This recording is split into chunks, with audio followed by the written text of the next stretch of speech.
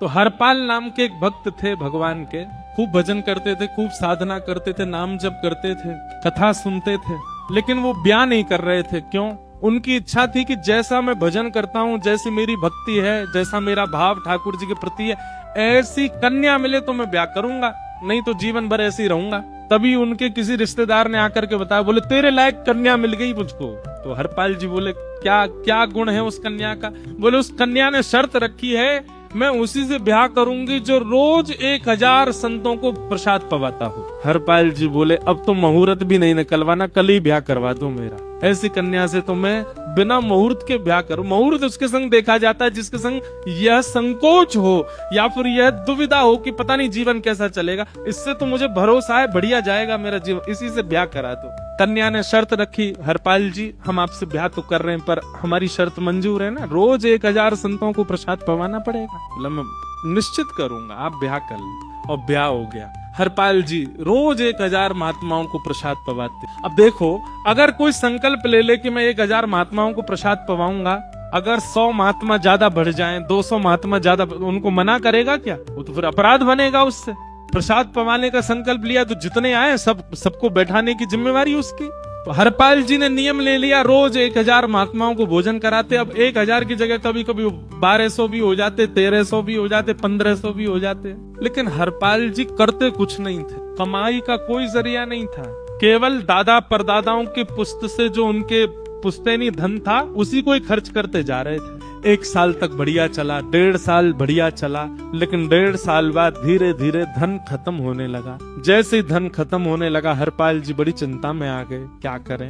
पत्नी को नहीं बताते थे, क्यों? बोले इससे तो शर्त लगी, इसको क्यों बताऊं अपना दुख, इससे तो शर्त मेरी यही शर्त थी कि रोज 1000 संतों को भोजन कराना है। तो हरपाल जी ने बाहर जाते और दुकानदारों के यहाँ से जाकर के कर्जा लेने लगे। वो पुराने संपन्न थे तो किसी ने कर्जा देने से मना भी नहीं किया, सब देने लगे, बोले ले जा।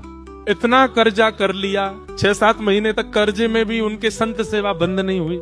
6-7 महीने बाद मांगने वालों ने मांगना शुरू किया, बोले हमारा दो, हमारा दो, हमारा दो। किसी का नहीं दे पाए तो पूरे नगर में ये हो गया कि भैया हरपाल जी अब पहले जैसी स्थिति में नहीं है, कर्जा इनको देना बंद करो, ये देते ही नहीं है पैसा लौटा करके। सब बिगड़ने लगा, धन नष्ट हो गया, इज्जत चली गई, लेकिन उनकी संत सेवा नहीं रुकी, रोज संत सेवा करते। एक दिन मन में विचार करने लगे, अब क्या करूं, अब तो मुझे कोई कर्जा भी नहीं देता, गहने भी सारे बिक गए, धन भी सारा खत्म हो गया। तो हरपाल जी ने मन बनाया कि मैं चोरी करूंगा। हरपाल जी चोरी करने जाने लगे, लेकिन हरपाल जी का नियम था कि वो किसी के धन की चोरी नहीं करते थे। संपन्न लोगों के घर में जाते थे और उनकी रसोई घर की सामग्री चुरा लाते थे, चीनी, दाल, आटा, चावल, मूंग, नमक, मिर्च, ताकि भंडारा हो जाए सवेरे। इस प्रकार महाराज चोरी होने लगी। एक घर की हुई, 2 घर, अब तो हल्ला होने लगा। बोले कि घरों की सामान राशन चोरी हो जाता है। वो बड़ा विचित्र चोर है, धन नहीं चुराता है, राशन चुरा के भागता है। ऐसी चोरी होने लगी महाराज। अब तो लोगों ने अपने अपने घरों में पहरेदारी शुरू कर दी कि चोरी ना हो। तो हरपाल जी को और दिक्कत होने लगी, क्या करें, कैसे करें। धीरे धीरे हरपाल जी इस स्थिति में आ गए कि अब संपन्न लोगों के यहाँ उन लोगों को ढूंढते जो ना कभी संत सेवा करते ना वैष्णव सेवा करते, और उन लोगों के यहाँ जाकर के थोड़ा बहुत धन चुरा लेते, स्वर्ण चुरा लेते। करना कुछ नहीं, अपना घर नहीं बनाते थे, बसाते थे, संत सेवा करते थे। ठाकुर जी रीझ गए हरपाल से। ठाकुर जी बोले देखो ये सब चोरी कर करके और मेरे संतों को पवा रहा है। ठाकुर जी बोले इस पर अनुग्रह करने जाना है। भगवान सिंहासन से उठ करके तैयार होने के लिए गए और बढ़िया महाराज नकली सी मूछ लगा करके, ऊपर सिर पर पाग पहन करके और थोड़ा पेट सा बाहर निकाल के, गले में खूब सारी जंजीर डाल के, हाथों की हर उंगली में अंगूठी पहन करके, सोने की जूतियां डाल करके, कौंधनी सोने की पहन करके और एक बैंत, सोने का मड़ा हुआ बैंत लेकर के ठाकुर जी तैयार हो गए, एक सेठ जी बन गए। लक्ष्मी मैया ने पूछा, भगवान बड़ा सुंदर स्वरूप धारण किया, कहाँ जा रहे हो? बोले अपने एक भक्त से मिलने जा रहे हैं। रुक्मणी जी बोली मैं भी चलूंगी। भगवान बोले तुम मत चलो, तुम उसको पहचान नहीं पाओगे, तुमसे अपराध बनी जाएगा। बोले नहीं नहीं, भक्त दर्शन करने मैं तो जाऊंगी। भगवान बोले जल्दी तैयार हो जाओ। रुक्मणी जी एक सेठानी बन गई, ठाकुर जी सेठ जी बन गए, और दोनों ने मन में विचार किया कि हरपाल जी को दर्शन देना है। और यहाँ हरपाल जी की स्थिति क्या थी? अब संत सेवा के लिए कहीं से भी धन नहीं मिल रहा था। तो हरपाल जी एक मार्ग पर जाकर के बैठ गए और सोचने लगे कोई धनवान यहाँ से निकलेगा तो उसको लूट लूंगा और लूट के भाग जाऊंगा, सारा धन संत सेवा में लगा दूंगा। तभी उस मार्ग पर कोई और तो आया नहीं, ठाकुर जी सेठ बन करके आ गए और महाराज खूब सारे गहने पहन करके, पाग बढ़िया सोने की जड़ाऊ पाग पहन करके, ऐसे वस्त्र पहन करके और छम छम करते चलते आ रहे हैं। उन गहने ही बज रहे हैं ठाकुर जी के। हरपाल जी ने जैसे ही नेत्र खोल करके देखा, ठाकुर जी के रूप यौवन और सबरी उनके श्रृंगार को देख करके हरपाल जी बोले, ये तो एक आध साल के भंडारे की व्यवस्था आ रही है सामने से। इतने में ही सेठानी जी, रुक्मणी जी भी आई। उनको ओहो, ये तो कम से कम 5-10 साल की व्यवस्था आ रही है। अगर ये दोनों लूट लिए जाएं तो 10 साल चोरी नहीं करनी पड़ेगी। देखो कितना धन संपन्न। हरपाल जी के बगल में जैसे ही ठाकुर जी पहुंचे, हरपाल जी बोले, भैया जय श्री कृष्ण प्रणाम। ठाकुर जी तो नाराज हो गए, क्या भगवान का नाम बोलता है सुबह सुबह? तुम सब लोग बड़े पाखंडी हो, ढोंगी हो। हमने सुना इस गांव में एक रहता है, वो चोरी डकैती करता है और फिर कहते हैं संत सेवा करता है। ऐसी काय बात की चोरी भैया? करता तो चोरी है, भले उससे भली संत सेवा करता हो। नाम उसका हरपाल है, हम सब जानते हैं। भगवान का नाम मत लो हमारे सामने। हरपाल जी समझ गए, वो तो बिल्कुल भगवत विमुख है, इसकी तो एक अंगूठी भी नहीं छोड़नी मुझको, इसका तो सब लेके जाऊंगा। अगर ये बदले में जय श्री कृष्णा बोलता तो एक आध गहना छोड़ देता इसका में, पर ये तो इतना बिकर रहा है भगवान का नाम सुन के, इसका कुछ नहीं छोड़ूंगा, सब ले जाऊंगा। हरपाल जी बोले, हाँ भैया, एक रहता तो है डकैत इस गांव में और उसका कोई पता नहीं है, वो कभी भी आ जाता है। लेकिन एक मार्ग जंगल में होकर के है, उसमें गांव में नहीं जाना पड़ता। जंगल से गुप्त चुप निकल करके पूरे गांव पार हो जाएंगे, आप शहर पहुंच जाओगे। उसका रास्ता मुझे ही पता है। सेठ जी बोले, तो तुम हमको पार करवा दो। हरपाल जी बोले, मैं पार तो करवा दूंगा, लेकिन भगवान मेरे घर कुछ मेहमान आए हैं, उनके भोजन आदि की व्यवस्था के लिए मैं तो बाजार आया था, मेरे पर धन नहीं है। आप यदि मुझको कुछ दे देंगे तो मैं घर पर व्यवस्था करके आऊंगा, तुरंत आपको लेकर के गांव पार करवा दूंगा। ठाकुर जी ने उसको कुछ सोने की मोहर दे दी, बोले लो तुम अपने घर की व्यवस्था कर आओ। हरपाल जी ने सामग्री खरीदी, घर पर पहले व्यवस्था करके आए। बोले आज की व्यवस्था हो जाए, क्योंकि आज तो 10 साल का सब चोरी करना, समय लगेगा। पत्नी से कहा भोजन प्रसादी बनाओ, संतों को पवाओ। संत पूछेंगे मैं कहाँ है तो कहना कि आप लोगों की 10 साल की व्यवस्था करने गए आज। हरपाल जी लौट करके आए और सेठ जी से कहा, आइए आइए चल दीजिए मेरे साथ और हमारे संगी चलना बिल्कुल। ठाकुर जी रुक्मणी जी चलने लगे। जैसे ही विहंगम जंगल में पहुंचे, भयंकर भयावह जंगल, बीच जंगल में जैसे ही पहुंचे, हरपाल ने पीछे मुड़ करके देखा, दोनों चले आ रहे हैं। तुरंत महाराज वो तो अपने रूप में आ गया, शेर की तरह गर्जना करने लगा, अपनी लाठी धर दी सामने और अपने सिर का स्वापा निकाल करके सामने बिछा दिया। भगवान जो सेठ जी के रूप में आया, भगवान बोले, भैया ये क्या कर रहे हो? बोले, मैं ही हरपाल हूँ, सारे सामग्री निकालो, डाल दो यहाँ पे, एक चीज भी मत छोड़ना, नहीं तो तुम जानते नहीं हो तुम्हारा क्या करूंगा। ठाकुर जी तो थर थर कांपने लगे।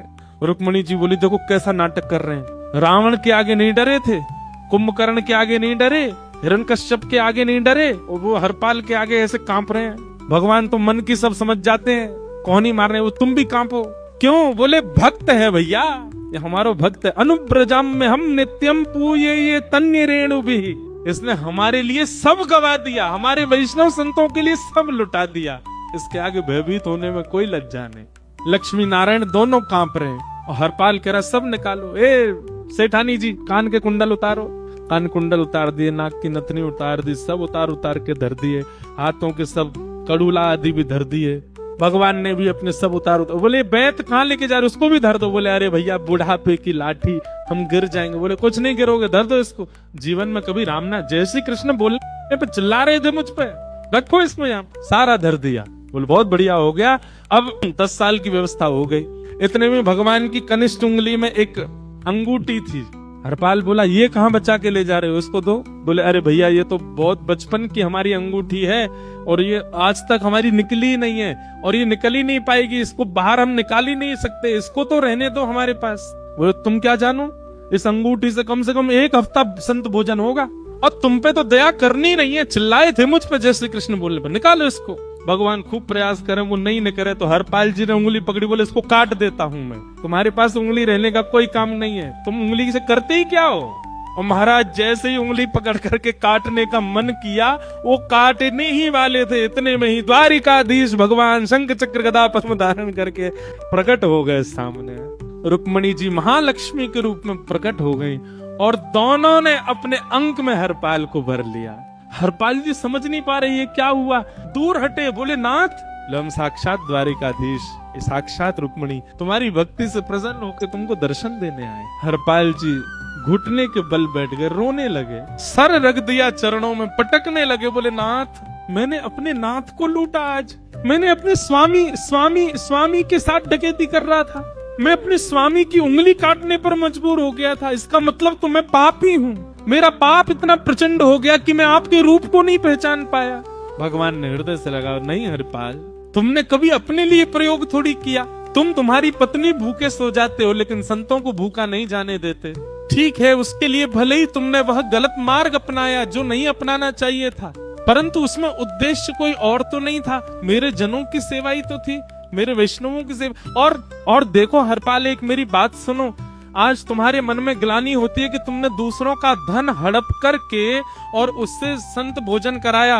वास्तव में इसका विधान शास्त्रों में यह बताया गया, जिसके धन से भोजन बना और संतों ने पाया, परोसा भले ही किसी ने भी हो, कार्यक्रम भले ही किसी ने भी कराया हो, पर धन जिसका लगता है पुण्य उसी को मिलता है। तुमने तो अपने गांव के, शहरों के उन लोग जो कभी संत सेवा नहीं करते थे, उनके धन चुरा चुरा करके उनको पुण्य बांटा है। तुमने कुछ गलत नहीं किया है। हाँ, अपने प्रयोग में यदि लेते तो पाप हो जाता, लेकिन तुमने तो एक रत्ती भी अपने प्रयोग में नहीं ली, सब संतों में लगा दी और जितने लोगों का धन चुराया उन सबको पुण्य प्रदान कर दिया।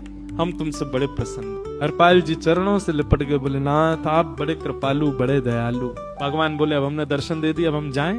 और सुनो, ये सारा धन हमने दिया है, 10 साल का नहीं होगा इससे। तो बोले जब तक तुम जीवित रहोगे तब तक की सेवा बनेगी, इससे संत सेवा चलती रहेगी। ये सारा धन आभूषण हम लेकर के इसीलिए आए थे ताकि तुमको अब कभी किसी से मांगना ना पड़े, किसी से हड़पना ना पड़े। भगवान जाने लगे तो हरपाल जी चरणों में गिर गए, बोले नाथ आज मैं आपके दर्शन कर पाया, मैं संत सेवा कर पाया, इसमें सबसे बड़ा योगदान मेरी पत्नी का है। उसने नियम नहीं बनाया होता तो शायद मैं कभी ऐसा नहीं करता। आप उसको दर्शन दिए बिना जाएंगे, मैं उसको क्या बताऊंगा, मैं उससे जाके कह भी नहीं पाऊंगा कि आप मुझे मिले, और उसकी वजह से आप मुझे मिले, कृपा कर उसको दर्शन दे दीजिए। ठाकुर जी बोले ठीक है। तुरंत लक्ष्मी नारायण भगवान ने छोटे छोटे बालकों का रूप धारण कर लिया और हरपाल जी की गोद में बैठ गए, और हरपाल जी अपनी गोद में लेकर के ठाकुर जी को घर पर आए और आकर के अपनी अरे सुनो देखो कौन आए हैं। जैसे बाहर आकर के देखा तो नन्हे से ठाकुर जी, नन्ही से रुक्मणी जी गोद में बालकों की भांति बैठे हैं। बोले अरे इतने सुंदर सुंदर बालक। बोले बालक नहीं है, ये साक्षात जगन्नाथ भगवान, साक्षात रुक्मणी जी, साक्षात द्वारिकाधीश हैं। तुरंत ठाकुर जी अपने रूप में प्रकट हो गए और दोनों दंपति को दर्शन दे करके भगवान वहां से प्रस्थान कर गए। बोलो भक्त वत्सल भगवान। तो एक भक्त जीवन संगी का प्राप्त होना भगवत दर्शन तक ले जा सकता है आपको।